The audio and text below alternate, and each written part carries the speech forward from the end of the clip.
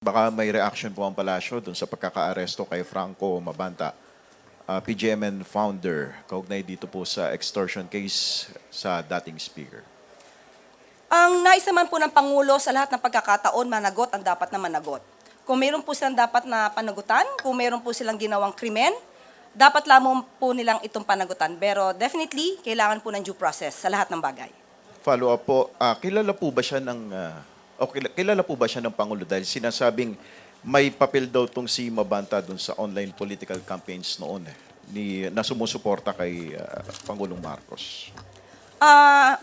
Hindi po siya kaibigan ng Pangulo, pero siguro mas nanaisin ko po kung ito po ang inyong itatanong dahil ito po ay mismong pinost ni Franco Mabanta. Baka ito po ang itanong nyo kung ano po ang relasyon niya sa mga Duterte.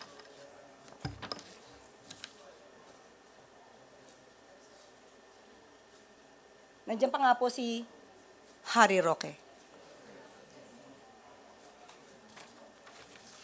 Quick follow-up sa inyo pong pagkakaalam, Yusek, ano po ang relasyon po kaya ni Mabanta sa mga Duterte? Ay, kayo po ang magtanong sa kanya. Lalong-lalo na po, marami naman po yata siyang na-feature sa kanya mga articles na halos ay kumakalaban sa administrasyon.